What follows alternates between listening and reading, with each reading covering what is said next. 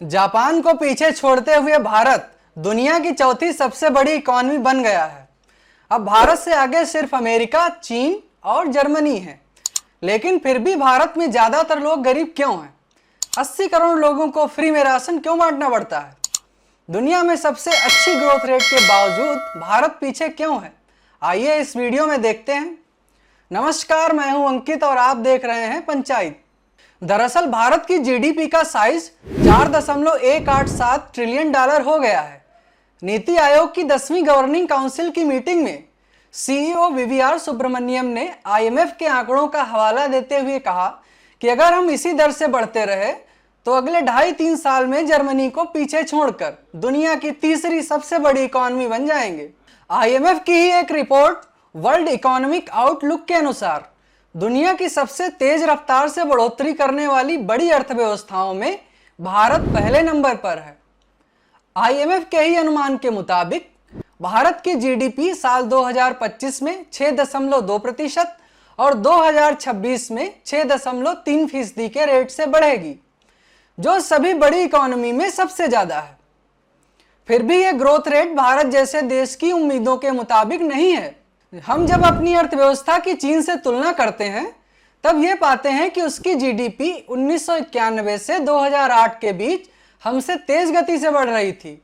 लेकिन हम ये भूल जाते हैं कि तब ग्लोबलाइजेशन का टाइम था, ट्रेड पर ज्यादा फोकस था और दुनिया में इतनी इनस्टेबिलिटी नहीं थी। 1990 से 2020 तक ग्लोबलाइजेशन का दौर रहा, जिसका चीन ने भरपूर फायदा उठाया। वापस आते हैं भारत की इकॉनमी पर। यूं तो भारत की जीडीपी लगातार बढ़ रही है, लेकिन सामाजिक और आर्थिक स्तर पर भारत ढेर सारी चुनौतियों का सामना कर रहा है। इनको हल किए बिना भारत का 2047 तक विकसित देश बनने का सपना पूरा होना आसान नहीं होगा।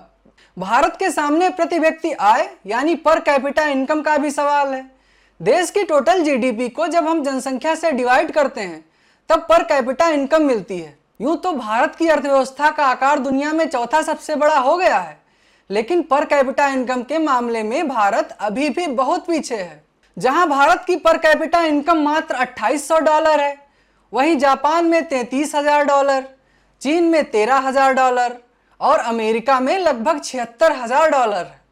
इससे साफ है कि भारत को अभी कितनी लंबी दूरी तय करनी है। चूंकि प्रधानमंत्री मोदी ने भारत को 2047 तक एक विकसित राष्ट्र बनाने का संकल्प लिया है, इसलिए हमें पर कैपिटा इनकम अभी के $2800 से $13,800 तक ले जानी होगी, जिसे वर्ल्ड बैंक ने विकसित राष्ट्र का पैमाना निर्धारित किया है। भारत के सामने एक और बड़ी समस्या आर्थिक असमानता यानी इकोनॉमिक इनइक्वालिटी है। भारत जैसे विकासशील देश में सभी को एक ही पलड़े में तोलकर देखना सही नहीं है। एनजीओ ऑक्सफैम इंडिया की एक report survival of the richest the India story के मुताबिक भारत के टॉप 1% लोग कुल संपत्ति का 40% से ज्यादा धन रखते हैं। वहीं निचले 50% लोगों के पास केवल भारत की कुल संपत्ति का 3% हिस्सा ही है। यह बहुत ही चिंताजनक स्थिति है। इससे अमीर और गरीब के बीच की खाई बढ़ती जा रही है। आर्थिक असमानता का यह रूप इंक्लूसिव डेवलपमेंट यानी समावेशी विकास की राह में रोड़ा है। यहाँ इंक्लूसिव डेवलपमेंट का मतलब है समाज के सभी वर्गों का उत्थान और विकास। इंक्लूसिव डेवलपमेंट के साथ ही भारत को गरीबी उन्मूलन यानी पॉवर्टी इरेडिकेशन भी करना होगा। यूं तो भारत की जीडीपी लगातार बढ़ रही है, लेकिन उसी रफ्तार से हम गरीबी को खत्म नहीं कर सके हैं, जैसा कि चीन ने कर दिखाया। वैसे आपको बता दूं कि वर्ल्ड बैंक के मुताबिक गरीब वो लोग होते हैं जो रोजाना $2.15 से कम कमाते हैं। वर्ल्ड बैंक की एक नई report poverty and equality brief April 2025 में रिलीज की। उसके अनुसार भारत ने 17 करोड़ लोगों को एक्सट्रीम पॉवर्टी से बाहर निकाल लिया है। भारत में एक्सट्रीमली पुअर लोग जो 2011-12 में 16.2% थे, वो 2022-23 में घटकर 2.3% ही रह गए हैं। वहीं नीति आयोग के मल्टी डायमेंशनल पॉवर्टी इंडेक्स पर निकाले गए एक पेपर में बताया गया कि 2013-14 से 2022-23 के बीच में 24.82 करोड़ लोग गरीबी रेखा से बाहर आए हैं और पॉवर्टी हेड काउंट अब 29% से घटकर 11.28% पर आ गया है। लेकिन सवाल यह है कि जब गरीबी घटकर 11.28% पर है, तब हम 65% से ज़्यादा लोगों को नेशनल फूड सिक्योरिटी एक्ट 2013 के तहत फ्री राशन क्यों देते हैं? क्या इसे रेशनलाइज नहीं किया जा सकता, जिससे केवल गरीब लोगों को ज़्यादा से ज़्यादा फायदा पहुंच सके? इसके अलावा यूएनडीपी की तरफ से जारी एचडीआई यानी ह्यूमन डेवलपमेंट इंडेक्स में भारत की रैंकिंग 193 देशों में से 130 है। इसमें पिछले साल के मुकाबले 3 स्थान का सुधार हुआ है। हालांकि फिर भी किसी लिहाज से हमारी रैंकिंग ठीक नहीं है, क्योंकि चीन इस मामले में 70वें नंबर पर है। अब मैं आपको मिडिल इनकम ट्रैप के बारे में बताता हूं, जिससे भारत का बचना बहुत जरूरी है।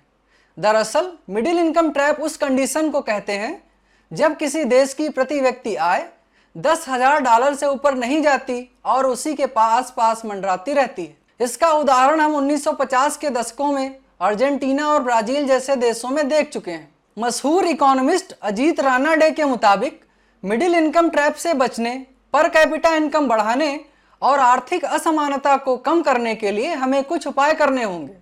हमें साउथ कोरिया, चिली और पोलैंड जैसे देशों से सीखना पड़ेगा कि मिडिल इनकम ट्रैप से कैसे बचा जाए।